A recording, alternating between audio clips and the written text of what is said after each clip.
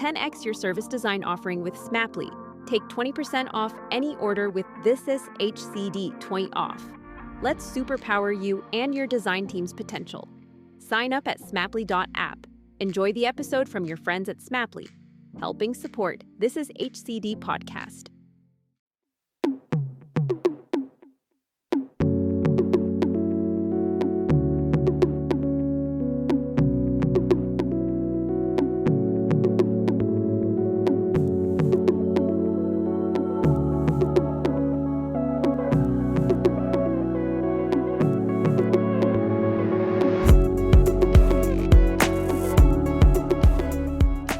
Hello and welcome to Bringing Design Closer. Our goal is to have conversations that inspire and help move the dial forward for organisations to become more human-centred in their approach to solving complex business and societal problems. Now, before we jump in, I have a favour to ask. Like I say all at the start of every episode, I've been creating content personally for This Is HCD for over 5 years, all for the love of sharing knowledge to the global design community that has just sprung up around This Is HCD. Now, one thing that you could do is leave a review on Apple or Google or Spotify, as it helps grow our community and every little bit helps. But even if you don't leave a review, you can go one better by telling your friends and the people that you work with about the podcast. Now, we launched a space on thisishcd.com called the This Is HCD College recently, where you can take courses on visualisation, design research, trauma-informed design, and lots more.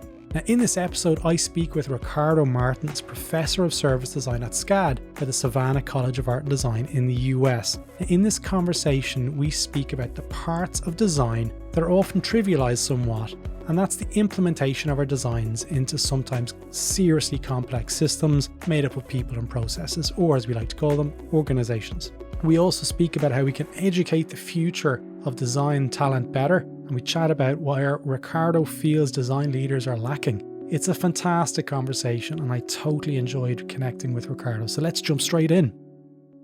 Ricardo, I'm so happy to finally get to speak with you and connect with you. But let's jump in, Ricardo. Tell us a little bit about yourself and where you're from. Oh, thank you very much, Gary. It's a pleasure.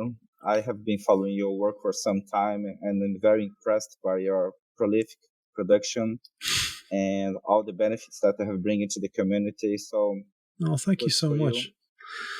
And talking a little bit about me, I'm a professor right now in Savannah College of Art and Design in the United States. We are the only service design program with an undergraduate and graduate courses in the United States.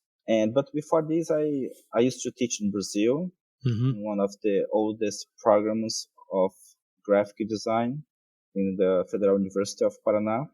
Okay. It's in the south of Brazil. But I have been working with design for around 26 years. Okay.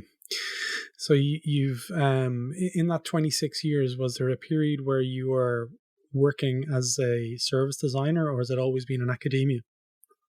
I changed my career 7 times. Okay. So I have lots of histories. Right, okay. But it's like a natural progression. I will not tell the story, it's long. But I started in computer programming in 1989. Okay. So I was a teenager. Yeah.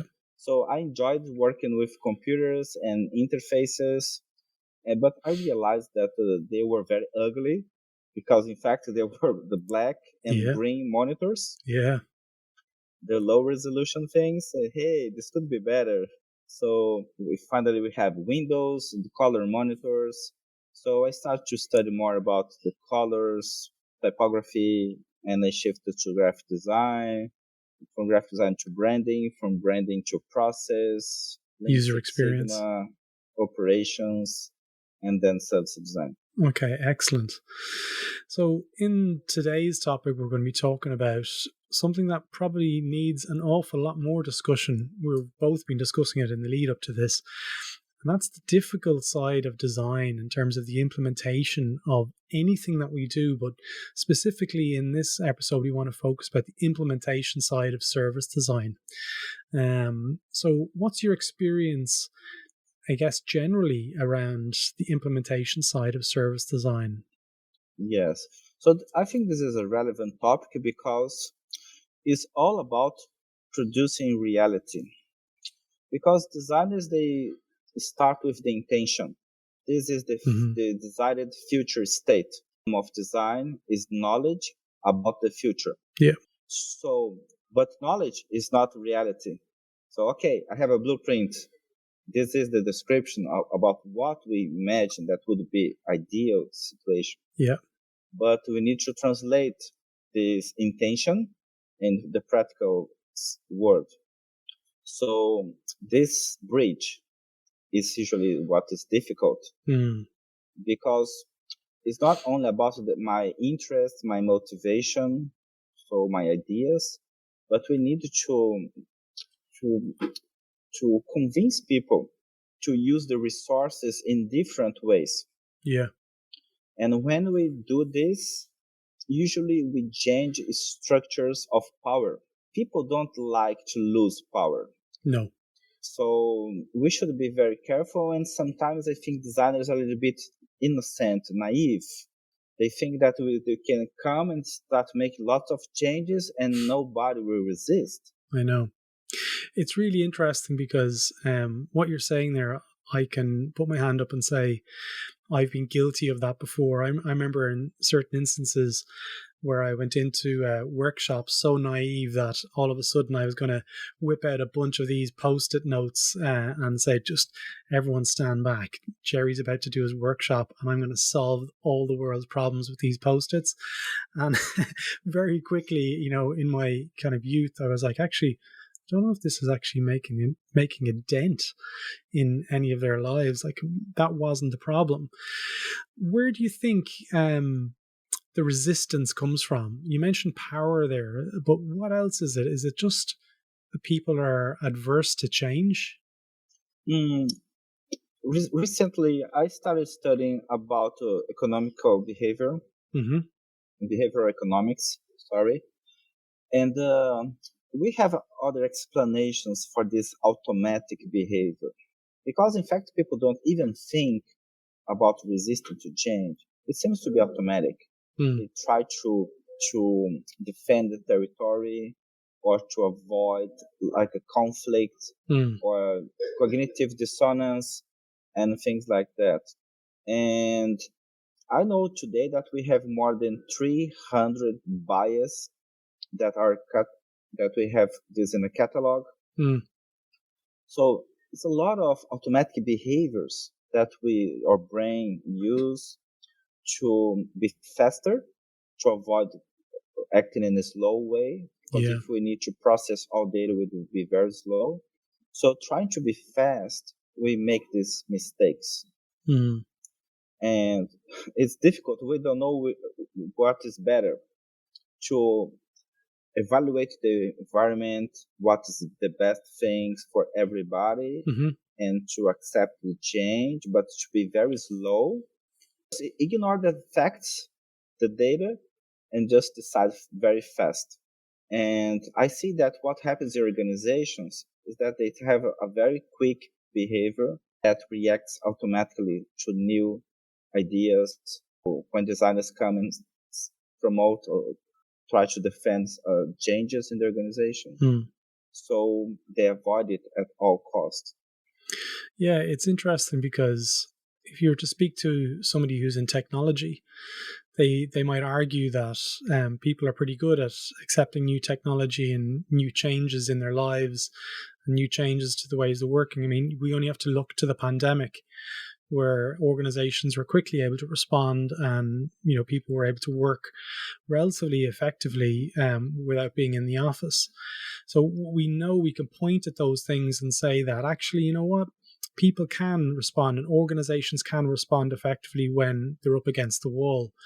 But when it comes to new methodologies and new ways of working and thinking in a service design mindset that requires us to look at various levels of detail or zoom or however you want to call it, it seems to hit a glass ceiling there where people struggle, and service design projects most likely, in my experience and in my conversations with many people over the years, fail. What do you think are the main contributing factors on why service design projects really struggle to see the light of day? I see several factors. One of the factors is the idea that people are too rational. People are driven by data, by insights, by facts. In fact, they are not. So what convinces people to make a change? I see this a lot of times in organizations, in a meeting room. We come when we show the results of the research. So this is the idea of the behavior. Those are the needs of patients in the hospital, of the citizens in the country. And even with the facts, people deny it. So it seems that there is another factor driving the real interest of people. So I think that another factor that is very common is not involving the right stakeholders. Yeah. So the lack of diversity, so the absence of a stakeholder map, when you can understand what is the structure of power, so who are in the decision process, who is connected to the problem that we are studying. So usually this is another factor. Another factor I believe that is not having a right understanding of the problem. So we are doing the right way, the wrong thing. Yeah. So probably the list of reasons is very big. It's pretty broad. What are your thoughts on the discipline and the practitioners and their level of experience of when it gets to that stage of a project where we've validated, or I hate the word validated, I'm trying to stop saying it, but we've come to some sort of conclusion that we're happy to release the first release. And then it just seems that, well, in my experience anyway, the change managers or other disciplines within an organization tend to step in, and sometimes it's a little bit harder for us to see the light of day. So those projects don't succeed. What are your thoughts on how we can actually better equip the future of designers to really become stronger at the implementation side of design? One of the most important skills, something that designers don't have, that is negotiation. Because when you are implementing changes, usually we generate like conflicts of interest. So, for example, the organization have been doing this way for 10 years. Yeah. So you arrive one early in the morning and you say, hey, from now on, we need to change what to do. So people, you need to convince them why this is better. And maybe there is a conflict of interest. So if we make a change here, I lose power, I lose comfort, lose money. So convince me why I should do this. A win-win situation. Okay, I know that the designers are going to win. So with negotiation, it's all about to find a win-win situation. And lots of projects, they don't take into consideration this scenario. So I know in your role as professor of service design at SCAD, or Savannah College of Art and Design, you must have the opportunity to reshape curriculums, to introduce more negotiation skills for designers into the curriculum, correct? Yes. So are there tools that you have introduced to the curriculum that can aid this? You mentioned the stakeholder map. I'm a huge lover of the stakeholder maps. They've served me well over my career. Is there anything else that you might want to point us at that we can maybe talk a bit more about? Yes. Another tool is based on network analysis. Because if you look at the system is made of networks. So when you map the system, you have several components connected to each other. And the network analysis help you to understand what would happen when you make changes in the system. So you can predict or anticipate possible problems. So this is one tool that I think that is very useful. You can do network analysis using tools like Polynode, that's the software. You can do this with open source like Gephi. Okay. And many others. Is that similar to value network mapping, where you would map the value between the stakeholders? Or is it a bit further? I can see that go a bit further, because you can include the numbers. Okay. So I can see, for example, what is the strength, a specific connection between two different stakeholders? Between two nodes, almost. Exactly. And based on this, you can anticipate, hey, if I make a change here, we affect the dependence. Okay. And the power is based on dependence. And how do you get to that point of being able to quantify the node? What kind of stuff do you have to do? What kind of information and research do you have to do? Okay, so this depends on the organization. So some organization, they have available data, especially if you come from the digital world. So we have lots of data coming, the source of information going to another point. So based on these information flows, you can extract lots of information. So you can use this. Sure. I'll give an example. This software Polynode, it can measure the strength of connections based on surveys. Okay. So you do the survey puts the information inside Polynode, and Polynode can evaluate which connections are stronger. Wow. That sounds really cool. I'm going to have to try and find this and put a link to that one in the show notes. So, folks, you should be able to check the show notes, and there should be a link in there. So, I'm going to have a play with that. That sounds something that definitely people could find a huge value in. But in terms of the future of the negotiation skills that you mentioned there, that change makers need to get better at, what do organizations need to do on the flip side? So if we get really strong negotiatory skills for change makers, what are the bits that you see organizations needing to upskill more on in being able to receive the stuff that we're trying to effectively sell to the organization? Yes, I see. I think the problem with the organizations is that they are not equal. So in fact, I don't see organizations. Maybe we have the different levels of maturity. Yeah. So organizations are mature, so they have good leadership, they have open mind, they are open to failure, etc. So the culture of the organizations can make the change difficult or not. And sometimes the culture is not ready for change. So this is the concept of readiness to change. And other organizations can be very resistant.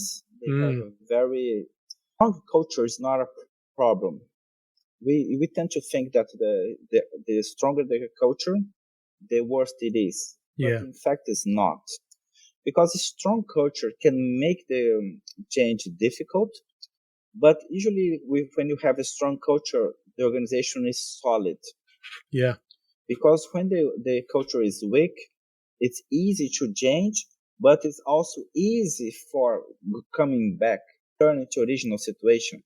You can see that the strength of the culture, the resistance to change can be positive, because if you convince them to change, you have higher chance to maintain the change. That's really interesting. I'm trying to process that one at the same time. On the side of the organization, the side of being convinced is the bit that I'm hanging up on. Like, so I'm kind of saying it's kind of it's a power structure between us and them. And it seems to be a case where we need to negate that somewhat and create more of a common ground, a common language. I know when I've spoken to Mark, I stick to one about this quite a bit. It's rather than thinking of them, it's thinking of us. So like the lumpers and the splitters is what Adam Lawrence likes to call it. A big believer in that, like rather than looking for the differences between the disciplines, the people that want to work on this stuff together. What advice do you have to change makers out there who are really trying to find their allies and finding the people that want to do the change? Because in my experience with governments and councils around the world, what people are saying they want to do versus what they actually really want to do are two separate things. And sometimes it's very difficult to find the lumpers, the people that are going to want to go on the journey with you. Do you have any tips for people on how they can actually identify these people? I think this is an excellent question. In fact, I think it's one of the most important. Because when we find these allies, these people that can participate with you in the change, can make your work much easier. But this is the thing, boycotters, people that will do sabotage, that will make your life harder, they don't have like a label in the forehead saying, hey, I'm your enemy. So usually in front of you, they say, hey, let's go. That's an amazing idea. Wow. Now we can see the light in the end of the tunnel. So in the front of you, they can seem to be your friends. Yeah. So based on what I know, there is a very interesting theory from Bruno Latour. Bruno Latour is a sociologist, and he created a very interesting theory about the agency of objects. So usually when you look to the system, we are very concerned about people, stakeholders, the champions, the leaders, managers, employees, frontline, etc. But Bruno Latour showed that the objects, the physical things in the system are very important. And they can help you to anticipate who can be a boycotter in your system. Why? Because people are connected to the objects, to the physical space, to the rooms, to the building, to the money, to the software. When you make this change in these things, you can anticipate which people can see this like a threat. So instead of trying to find friends who can be your friend in making change, I would focus on trying to anticipate who can be a boycotter. Because most of people in the organization, they will support the change. The problem are specific people that can see this like a threat to their power. And whenever you change dependencies in the system, change a process, when you change the physical evidence, when you change the roles of people, these change dependencies. So if you can anticipate which parts of the system will affect people based on the changes on the physical world, you can identify who can be a problem. Okay, and handling the problem, I guess, is another layer of complexity as well. Like how you approach the handling of those problems in terms of conflict management and how you resolve those conflicts. Not all conflict is bad, and that's something that people, I know I struggled with for a long time, wanting to avoid kind of disappointing people and standing up for things and how to effectively negate those things. What's your thoughts on the conflict side of progressing? What we're trying to do here is really implement service design into an organization. But how do you get around the conflict side of things where people say, like, oh, I don't think this is the right thing, or I don't want this? I know in the last conversation that I had recently with Mark Fontaine from the Service Design Show, really need service design. So concerning conflicts, in fact, you are right. Conflicts are not good or bad. Yeah. They are just conflicts. It's part of life. Are a natural part of life. Yeah. So it's not about avoiding conflict at all costs. In fact, this is one of the main problems that I have with design thinking. Because in design thinking world, they try to avoid conflicts. Yeah. And in fact, conflicts are necessary because you can only learn by difference. You don't learn from people that think like you. Absolutely. So conflict, a different idea, can be a source of learning. Yeah, it's the tension. Of course.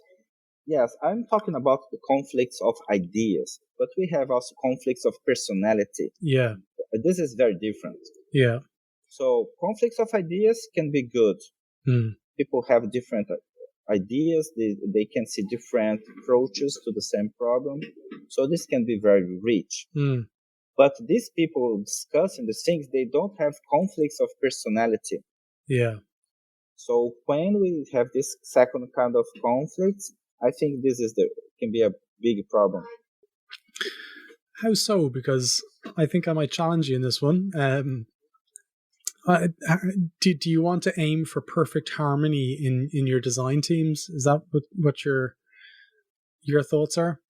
I think that the word perfect is not the word, but I think that should be a space for learning. Space for learning means that we make mistakes. I did mistakes, you did mistakes, my friends make mistakes. So the problem is not making mistakes or having like a conflict discussion. Yeah. But what can I learn with this? Am I using this as an opportunity to being a better person? For example, I teach students. Sometimes I had conflicts with students. And lots of times I learn it with them. I learned to be a better professor. So at the beginning of my career, I made lots of mistakes. And today I'm good professor because of the mistakes I made. Yeah. So I don't see the mistakes like, oh my goodness, they are destroying my life. Students are a problem. Yeah. No.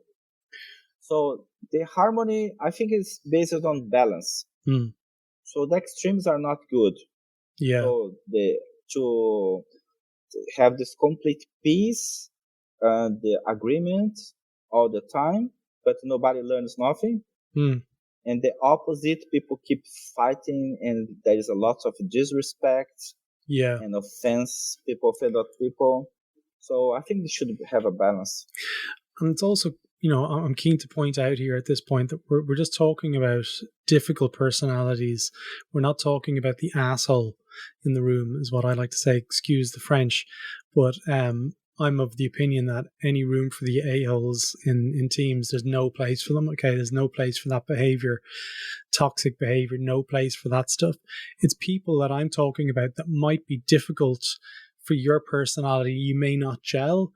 And in my perspective, I think that's not always a bad thing, okay? Because those kind of tensions can sometimes they can drive some positivity in towards the team dynamics. It can challenge things. It can feel like a little bit more of a safer space to challenge versus suppressment and not being able to raise those pieces. Yes, I agree with you, and I apologize. Maybe the word that I use is not the best. No, that's you cool. are right. So we've just resolved something. We've just resolved a conflict. Yes. So this maybe instead of difference of personality, should be dealing with the bad character. Yeah. People that lie. They are toxic. So this is what I call like a bad personality. Yeah. Okay. That's really interesting. So before we start, talking about the next piece of this conversation, is there anything else you want to wrap up in terms of where designers and where design holistically can improve to really improve the chances of success for service design projects? We've mentioned here about the ability to map networks and map stakeholders, handle and discuss and not be fearful of conflict. What other things do you really feel that the discipline and the practitioners can really maybe take to heart and say, well, actually, you know what, there's some things I'm going to take away today and might increase my chances of success for implementation for service design projects particularly? Yes, good question. I think that is all about understanding what is value for different risk holders. Yeah. Risk holder is the same like stakeholder, but it's easier to understand because the stake is a risk. Yeah. So people, they have risks. Risk of losing a property, money, time, reputation, power, whatever, reputation, etc. So when you understand what is the risk, what is value, for these different risk holders, and you try to accommodate these different interests and to deliver value to them. So this is the basic premise of design. But in fact, it's something that lots of designers don't do, because they only take into interest the customer, the shareholders, but not from the employees, for example. It's a really good point. And someone else mentioned that to me recently, and I can't remember which podcast it was. It may not be out yet, but they're really good points. Now, in the lead up to this conversation, we were back and forth and we were talking around where we see design going and the future of design and the caveats of design as well, that too often get trivialized in scripts or videos, whatever it is, even podcasts as well. I'm sure I'm guilty of it. What are your concerns about where we're at as a discipline right now, taking into consideration I wouldn't want to say post-pandemic, but we're definitely on the other side of the pandemic. I think at this stage, in the world that we are seeing in front of us now, like with increased energy costs, a potential war on the horizon, maybe recessions and so forth, what are the things that's really missing that we really need to reframe and reevaluate how we're designing? I think that you talked a very important topic. That's the thing that Rachel studies, that's about the mental health. Yeah. So we talk a lot about emotions of customers, but I think that we don't really touch on the real meaning of the word emotion. So I think that it is still shallow. I also see that the design is under construction. In lots of senses, I see that we are still a little bit shallow in terms of theoretical understanding or even philosophical understanding about what is real design. And even I was reading statistics that most of the service designers, they learn in the job, seeing what others do. So is this the best way to learn something? I see there is a value on learning by example. I value this. I myself learn it a lot, seeing others work. But I think that this could be better. Yeah, we can actually do that better. The emotion piece is something that you've knocked it out of the park for me as well, because mapping emotionality and even user research in particular, I feel that area is probably we can all improve on it a lot more. It's like we've cherry picked elements from anthropology and social sciences and just kind of we're not doing them justice. There's an awful lot of value that we've left behind that we can be repurposed and relearn and reintroduce into the disciplines of design. Yes, definitely. I see that there is also improvement for teaching, because in fact I see that a lot of design schools today design the same way that they used to do like 20 years ago. Yeah. And it seems that the teaching is always late. The society changes up that you have a progress, but the teaching does not follow. It's funny because where you're at now with your professor of service design in one of the most reputable universities in the world that teaches service design, how do you avoid that from happening to you and the course that you're teaching? This you can see.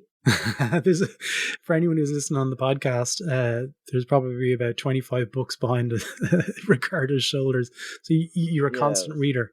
Yes, I keep reading new stuff and updating, and you need to, because the things that I learned decades ago, they maybe are not useful today. Yeah. So I'd like to mention that this is another problem with service design. Yeah. I value all the good contributions that people that write books about service design they have been doing. I think that is better than enough. Of course it is, but please correct me if I'm wrong. It seems that there is a disconnection between United States and Europe. Yeah. Because in the United States we have lots of knowledge about services, especially from services marketing. And it seems that service design don't want to show these things. Like, hey, we don't even know these things exist. And we reinvent the wheel. And why they don't consider what others are doing. And the same happens here. People from the United States, they ignore what is being produced in the Europe. Yeah. It's also true in Australia as well, where in Australia, even UAE, there's a huge chasm between the territories, and especially in South America as well. I know some really strong service design practitioners in South America, and even some of the manuscripts and the books that are created aren't reproduced into Spanish and stuff. So the thing about the European, and I can speak from Ireland and the UK, there's still an awful lot of education happening around what services are, what service design is, what it can do for you. In Australia, they were a lot further ahead than they give themselves credit for, and especially when they're talking about services for government, design maturity in organizations, and how their ability to procure services. It was much further ahead than where it's at in Europe. That's my personal experience, having lived there for 14 years. I can't comment what it's like in America, but I have coached teams in America as well. And it does seem that America is somewhat further behind than Europe and Australia. So if I had to look at the global maturity in my own sort of white male perspective of living in Australia, Australia is one of the most dominant service design microcosms, as well as Scandinavia. But as far as anywhere else, I really struggle to name places other than London that where people ask me, where do you go to get service design jobs? Well, what do you say to them? Look, this is interesting. But did you were born in Australia? No, I'm born in Ireland, but I lived in Australia for 14 years. Okay. So, look, since I came from Brazil, I looked to the top and I see America and Europe, United States and Europe, and I can recognize the different levels of maturity. So, United States is very good on services marketing, but not too much on service design. Yeah. And Europe is good on service design, but not necessarily in services marketing. But both study services. Yeah. So there is lots of overlapping, and you could build bridges. And so I don't understand why this not happen.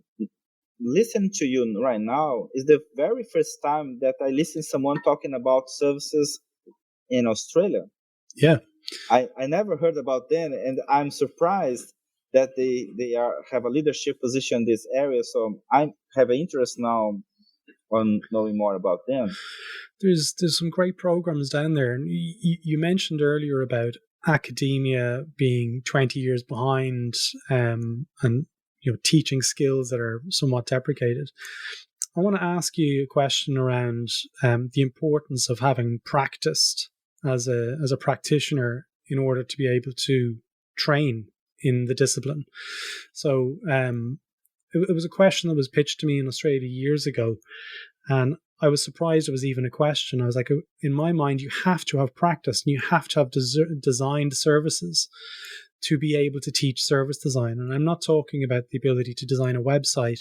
I'm talking about the ability to be in the middle of the eye of the storm, working across the business, and having that conflict and that ability to negotiate and that ability to present to a wider organization to give executive support and what we're doing. And it's very difficult for me to understand how you could teach this stuff without that experience. And I'd love to get your thoughts on what that looks like from your perspective. Yes, Gary, do you want to be a teacher here? We need professors. Yeah, I'm not a professor. I'm afraid I've only studied to degree level. Yes, they require MFA things. Yeah. This is a hell. Okay, so answering your question, I agree 100%. I think that people should practice things. So the practice is important because it's the practice that shows that you work with incomplete information. So this word that students face in the university and they get a briefing describing what's the problem, this does not exist in reality. Yeah.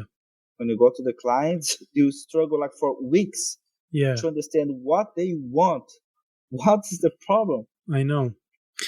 So this is the thing. It's tough because what I find in some of the curriculums that I've seen, especially in Europe, they look to the manuscripts and they look to the books and they reproduce them. And some of the books are 20 years old.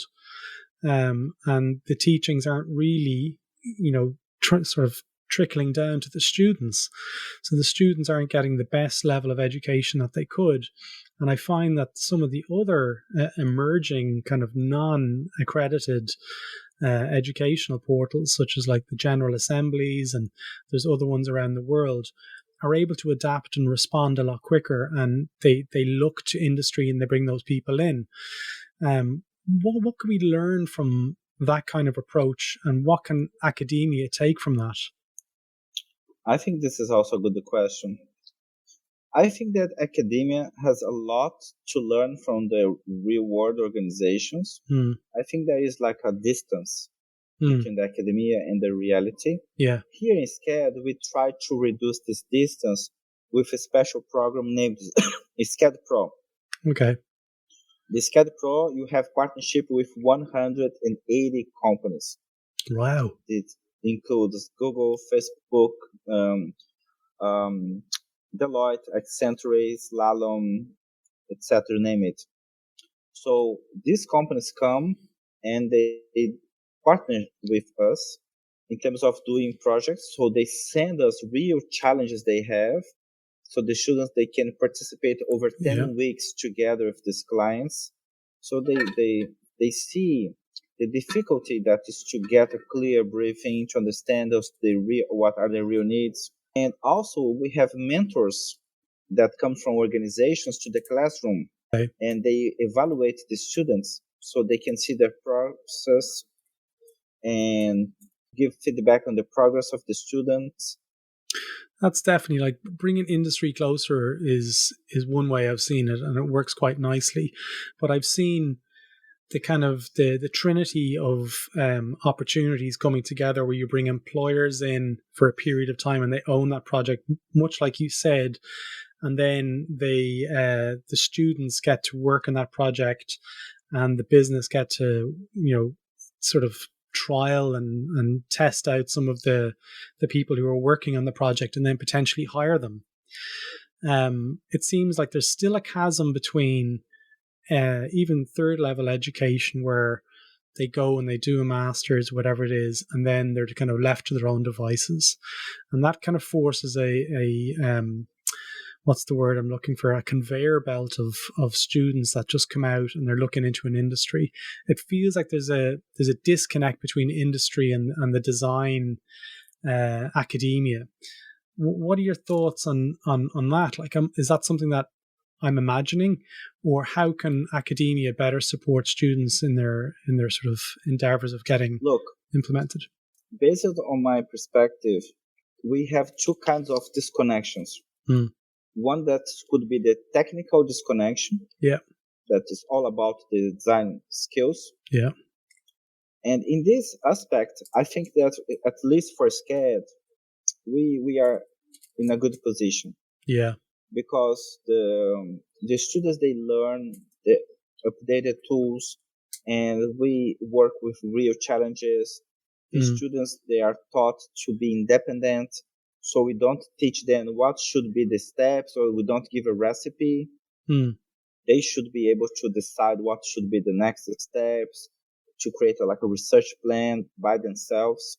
So try to mimic the real situation of a company. But usually the biggest disconnection that organizations complain is not the technical one, is the emotional one. In terms of the soft skills.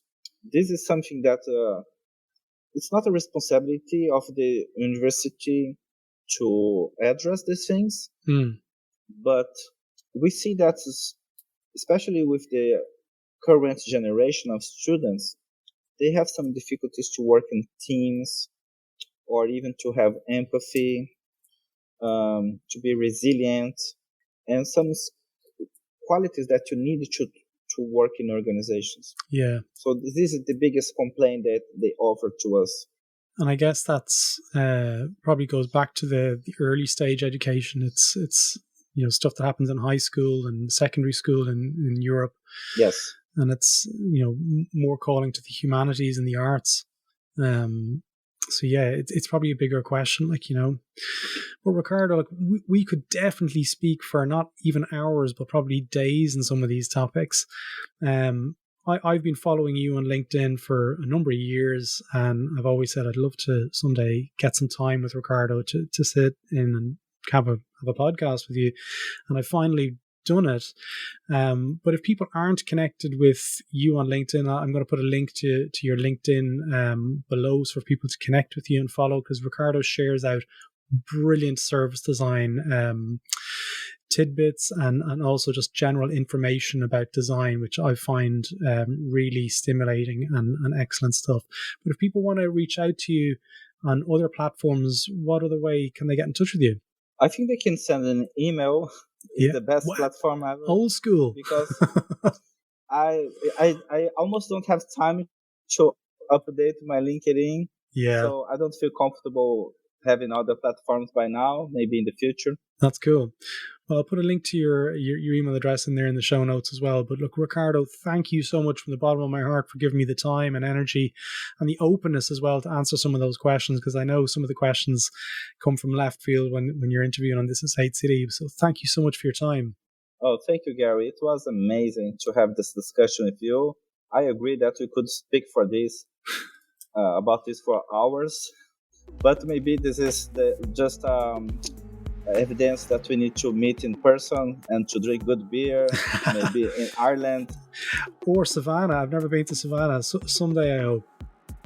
There you go, folks. I hope you enjoyed that episode. And if you enjoyed it and want to listen to more, why not visit thisishatecd.com, where you can learn more about what we're up to and also explore our courses whilst you're there. Thanks again for listening.